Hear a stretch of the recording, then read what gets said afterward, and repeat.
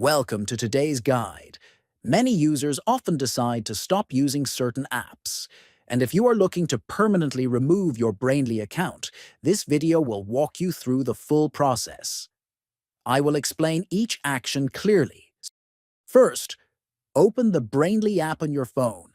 Next, navigate to your profile by tapping the profile icon located at the bottom right.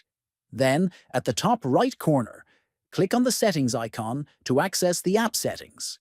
Then, scroll down until you find the option labeled Delete Account.